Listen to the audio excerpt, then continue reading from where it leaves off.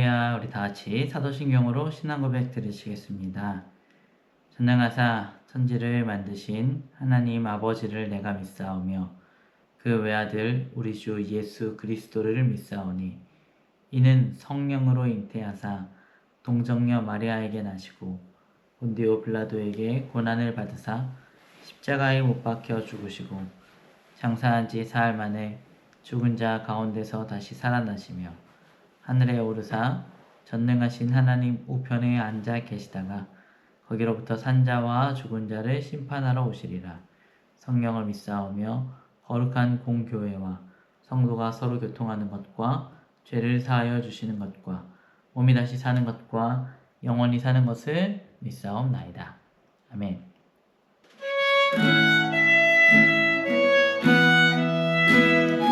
주님과 함께하는 기쁨이 우리의 삶에 가득하길 소망합니다. 우리 함께 찬양합시다.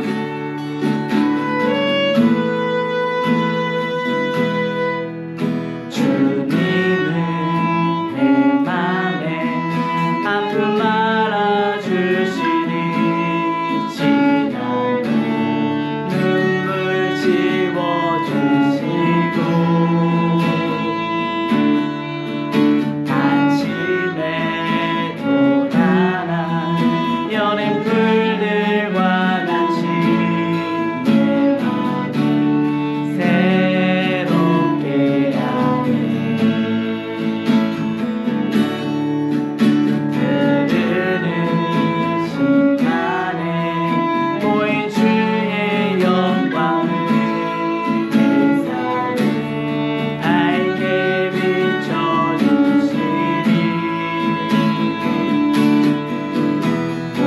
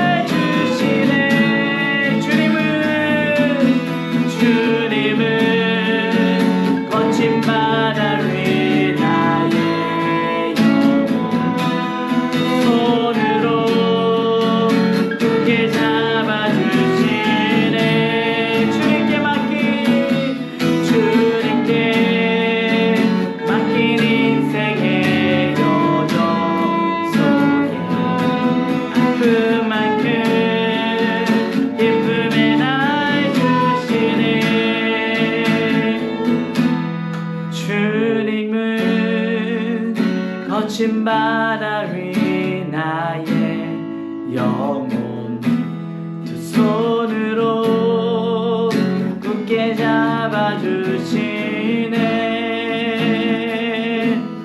주님께 맡긴 인생의 여정 속에 아픈 만큼 기쁨의 날 주시네.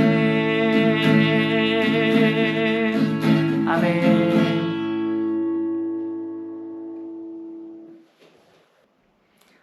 할렐루야. 우리 함께 예배함이 은혜입니다.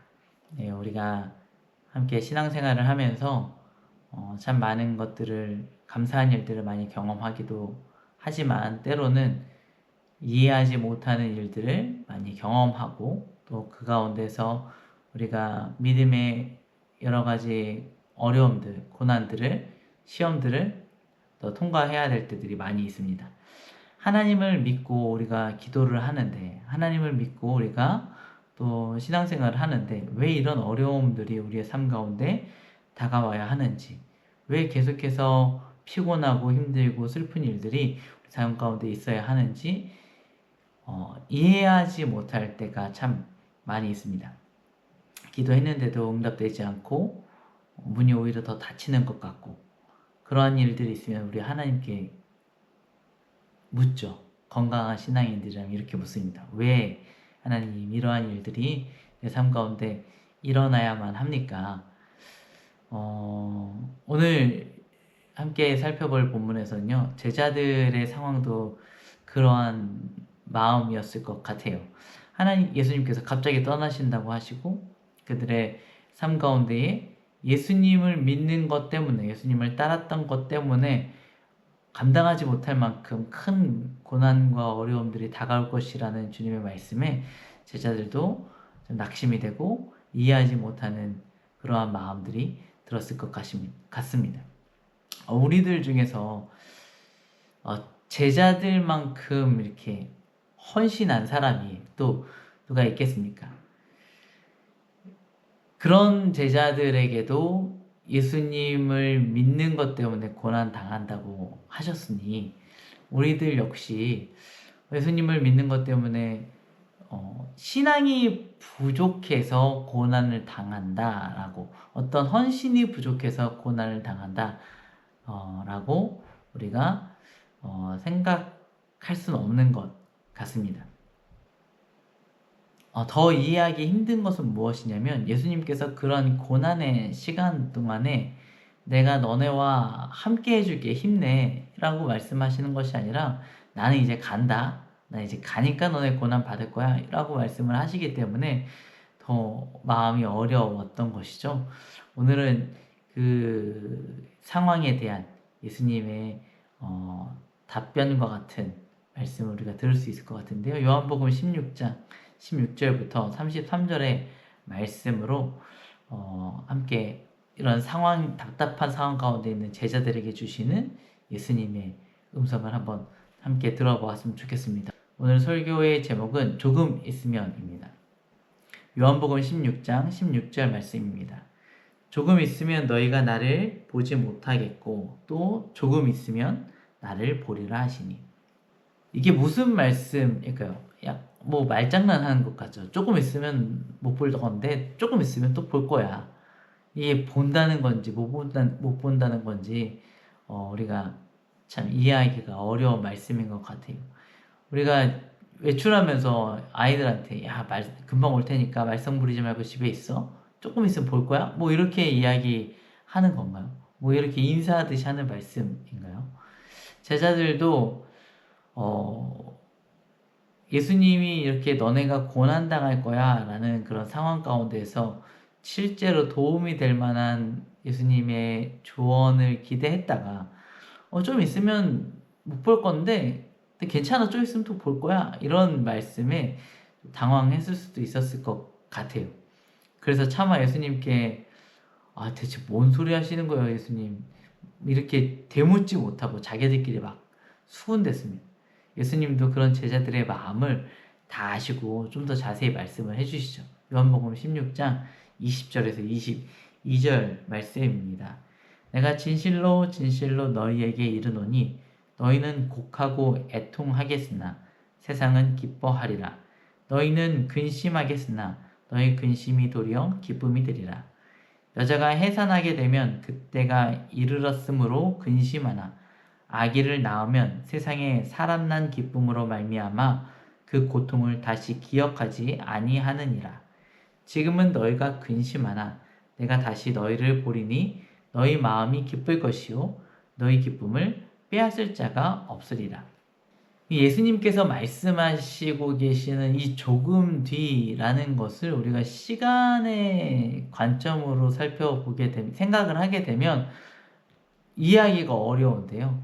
예수님께서 말씀하시는 이 조금 뒤는요, 어느 약간의 시간이라는 의미가 아니라 어떤 일이 있으면 너네가 나를 못 볼 것인데 또 어떤 일이 있으면 나를 보게 될 거야. 이런 사건의 의미로 우리가 이해를 해야만 할 것 같습니다. 그러니까 십자가가 있은 뒤에는 나를 보지 못하겠지만 부활 뒤에 다시 나를 만나게 될 거야. 또 성령이 오신 뒤에 나를 다시 만나게 될 거야. 라고 말씀을 하신 것이죠. 제자들은요, 지금 십자가도 지금 안 보여요. 십자가는 보고 싶지도 않고요. 십자가가 무엇인지도 이해하지도 못하고 있습니다. 그러니까 십자가 뒤에 올 부활이 무엇인지는 상상조차 하지 못하고 있는 것이죠. 그러니까 지금 예수님 하시는 말씀이 하나도 이해가 되지 않습니다. 막연하게 떠나신다는 예수님의 말씀에 불안하고요. 고난당할 거라는 말씀에는 근심이 다가오고 불합리함이 다가왔을 것입니다. 마음에 근심이 가득하니까 의심이 질문들이 자꾸만 차오르게 되는 것이죠. 제자들만 그럴까요? 우리들도 마찬가지 아닌가요? 십자가를 이해하기에는요, 우리의 믿음이 너무 연약할 수도 있습니다. 십자가를 이해하지 못하고 있을 때는 내게 다가오는 모든 고난과 아픔들이요, 그냥 고통스럽기만 한 것이죠. 나를 사랑한다는 하나님? 이해가 되지 않다. 사랑하는데 왜 고난을 주지?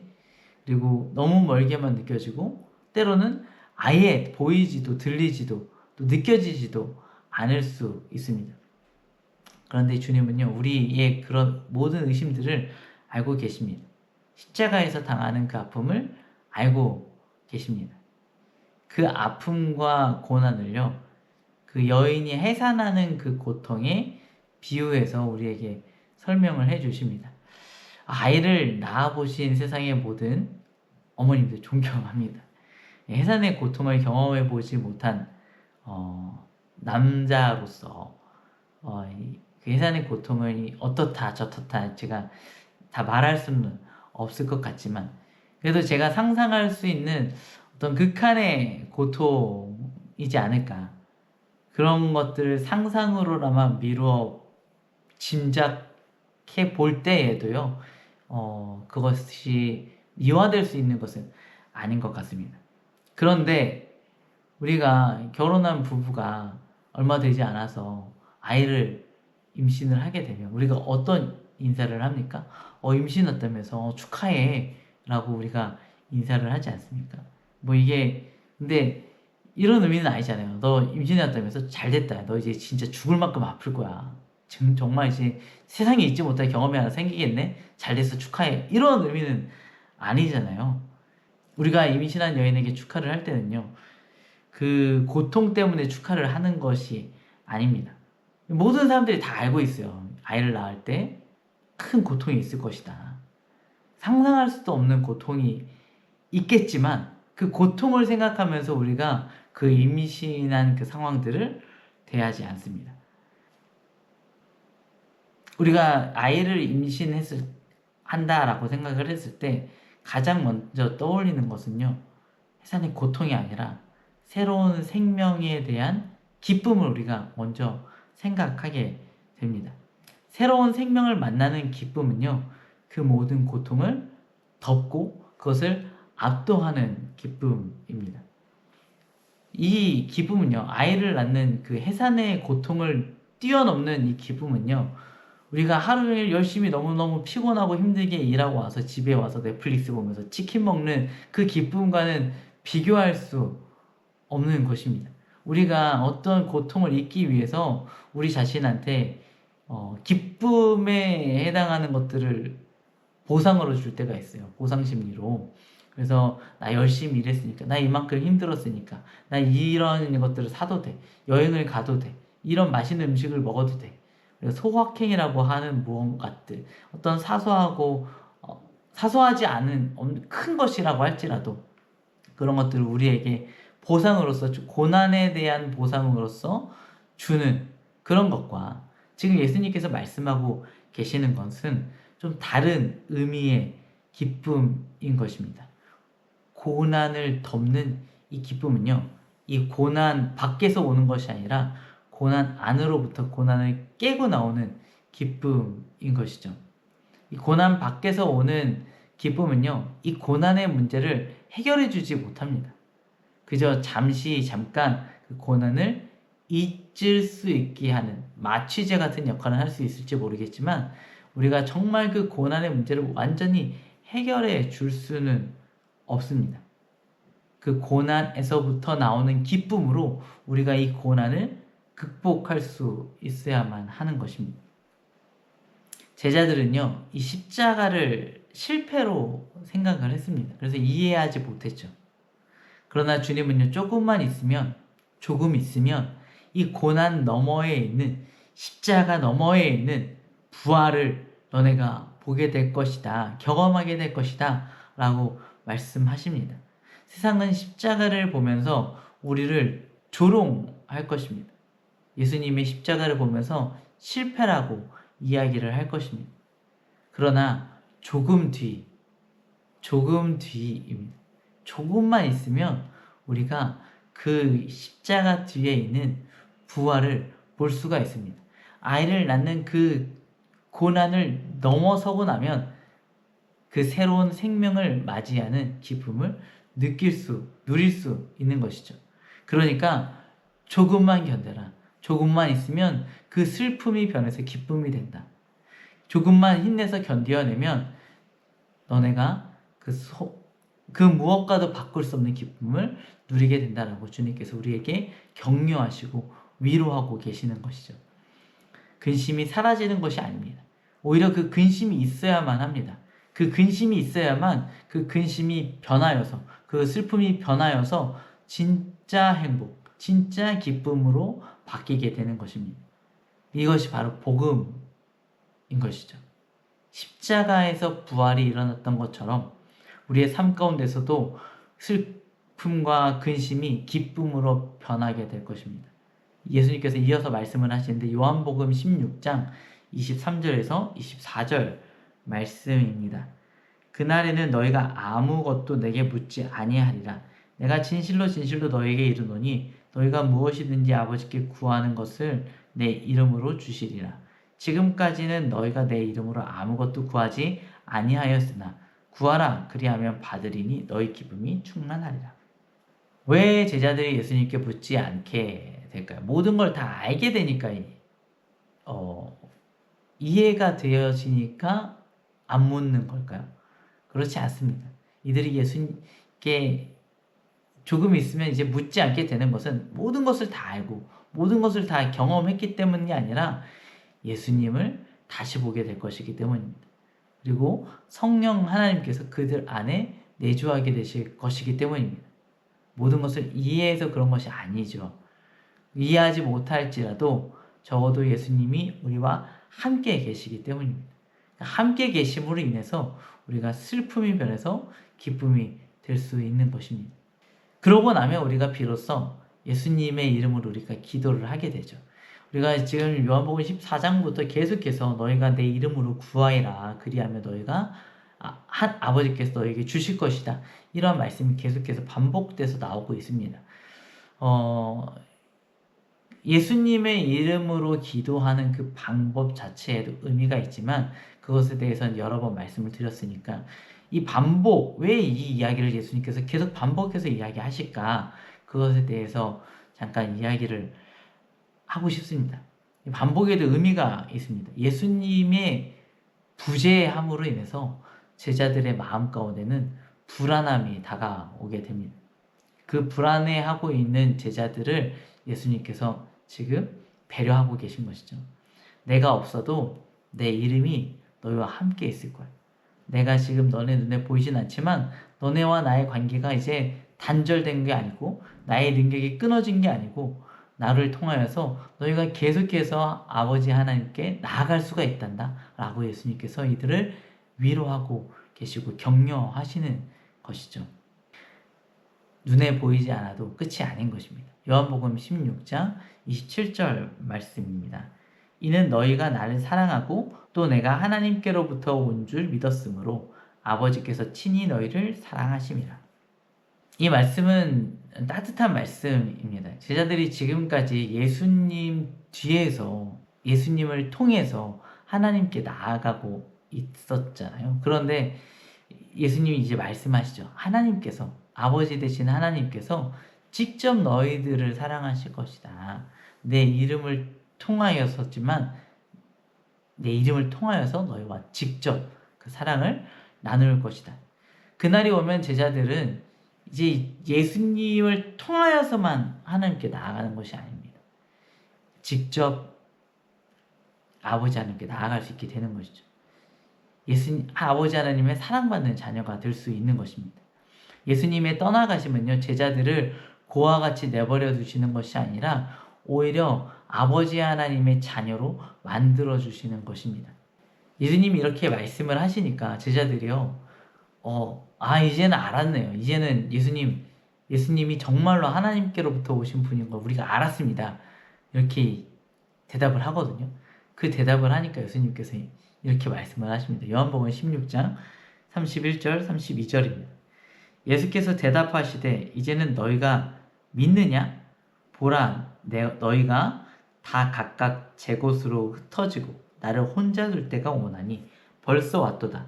그러나 내가 혼자 있는 것이 아니라 아버지께서 나와 함께 계시느니라. 이제 너희가 믿니? 이 말에 담겨져 있는 뉘앙스는 야, 너희가 이렇게 믿게 되어서 잘 됐다, 이 말이 아니죠. 너희가 믿는다고? 정말? 이 말씀입니다. 왜냐하면 이 뒤에 나오는 내용이 무엇입니까? 너희가 이제 나를 두고 다 뿔뿔이 흩어질 거야. 이제 정말 나는 너네는 의지할 수 없고 너네랑 함께 있을 수 없고 나는 어차피 아버지 하나님만 붙들고 간단다. 이렇게 이야기하고 계시잖아요. 그러니까 제자들이 너희가 이제 믿니? 이 말씀이 예수님 듣기에는 잘 됐다가 아니라 너네 아직도 잘 모르고 있구나. 이런 이야기로 예수님께서 말씀을 하시는 것이죠. 우리는요, 종종 다 알았다고 생각을 하고, 이제는 정말 믿는구나. 내가 믿음 가운데 들어갔구나. 이렇게 생각을 할 때가 있습니다. 그렇지만 사실 아닌 경우가 많아요. 안다고 생각했지만 모르고요. 정말 믿는다고 생각했지만 또 금방 흔들리는 게 우리들 아니겠습니까? 아마 우리가 하나님 나라 가기까지는 정말 그 새로운 몸을 입고 하나님 나라에 가기까지는 우리의 암과 우리의 믿음은 늘 불완전한 상태일 것입니다. 그러므로 우리가 정말 해야 될 것은요, 예수님을 완벽하게 알아내려고 노력하는 것이 아니라 예수님을 정말 100% 믿으려고 하는 것이 아니라, 그것도 중요하지만 더 중요한 것은 무엇이냐면 예수님과 함께 하는 것입니다. 왜냐하면 주님께서는 끝까지 우리를 사랑하시기 때문입니다. 우리는 다 뿔뿔이 흩어지지만 예수님 우리를 사랑하시기 때문에 우리가 해야 될 그것, 예수님 사랑하시는 그 주님과 함께 하는 것입니다. 예수님이 이렇게 자기를 떠나갈 제자들을 위해서 이렇게까지 말씀해 주세요. 요한복음 16장 33절입니다. 이것을 너희에게 이르는 것은 너희로 내 안에서 평안을 누리게 하려 함이라. 세상에서는 너희가 환난을 당하나 담대하라, 내가 세상을 이기었노라. 평안하라. 환난 가운데서도 담대하라. 니들이 세상에서 진 것 같아도 평안해라. 내가 이미 승리를 했다. 이 주님의 이 위대한 선언을 우리가 붙잡아야 합니다. 이런 비유가 좀 적절하진 않을 수도 있을 것 같은데요. 느낌은 확 올 것 같아서 한번 말씀을 드리자면, 여러분들이 그런 일 있을 수 없지만 1년 전으로 돌아간다고 생각을 해보세요. 그래서 주식을 삽니다. 1년 뒤에 5배로 오를 주식을 삽니다. 그러면 그 1년이 시간이 흐르는 동안에 그 주식의 가격이 반의 반토막으로 떨어졌다고 할지라도 여러분들 그 주식을 파시겠습니까?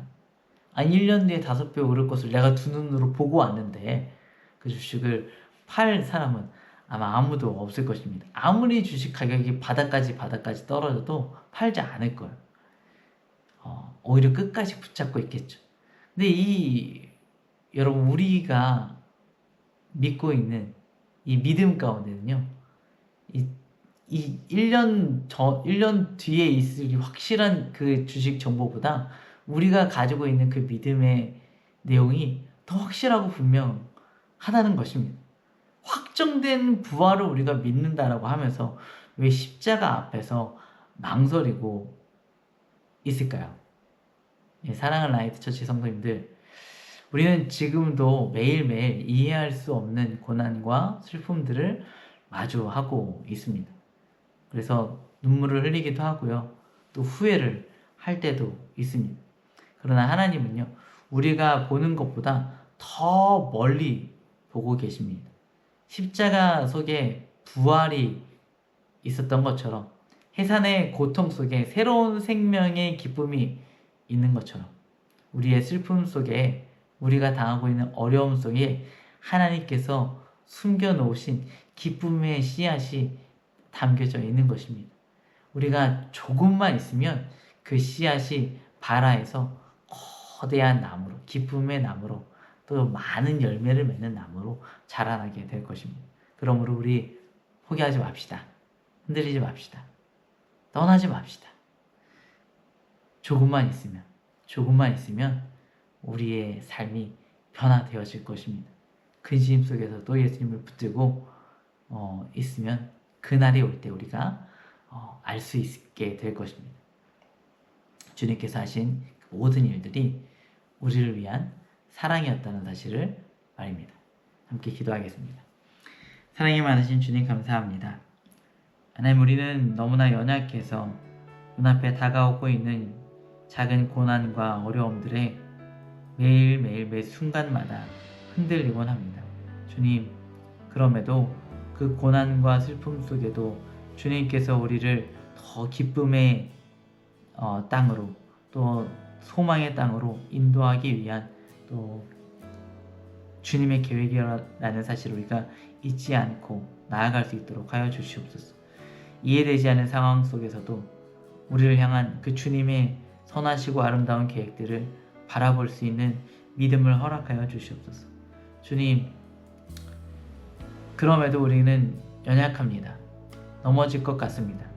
그러므로 매 순간마다 주님, 우리에게 힘과 지혜와 능력을 더하여 주셔서 오늘 다가오고 있는 이 고난과 어려움 가운데 넘어지지 않을 수 있도록 주님 함께하여 주옵소서. 주님과 함께 주님의 손을 붙잡고 우리가 일어서 나아갈 수 있도록 도와주시옵소서. 하나님, 우리가 예수님의 이름으로 기도하는 것이 참으로 어렵습니다. 그냥 습관처럼 기도하는 것에 그치는 것이 아니라 정말로 그 주님의 이름을 우리가 믿고 의지하여서 아들된 자녀로서, 아들된 권세로서 기도할 수 있는 우리 모두가 되게 하여 주시옵소서. 정말 올바른 모습으로 예수 그리스도의 이름으로 기도할 수 있는 우리 모두가 되게 하여 주시옵소서. 우리의 삶에 하나님의 사랑이 언제나 떠나지 않고 있다는 사실을 우리가 믿고 기대하고 살아가게 하여 주시옵소서. 감사드리며 예수님의 이름으로 기도드렸습니다. 아멘. 주기도문 하시겠습니다. 하늘에 계신 우리 아버지여, 이름이 거룩히 여김을 받으시오며 나라가 임하시오며 뜻이 하늘에서 이루어진 것 같이 땅에서도 이루어지리다. 오늘 우리에게 일용할 양식을 주시옵고 우리가 우리에게 죄 지은 자를 사하여 준 것 같이 우리의 죄를 사하여 주시옵고 우리를 시험에 들게 하지 마시옵고 다만 악에서 구하시옵소서. 나라와 권세와 영광이 아버지께 영원히 있사옵나이다. 아멘. 오늘의 기도 제목입니다. 이해되지 않는 상황 속에서도 하나님의 선하신 계획을 신뢰할 수 있도록 기도합시다. 내 삶의 십자가를 견딜 수 있는 힘과 지혜를 구합시다. 습관이 아닌 믿음으로 예수님의 이름으로 구하는 올바른 기도를 알려달라고 기도합시다. 기도하겠습니다.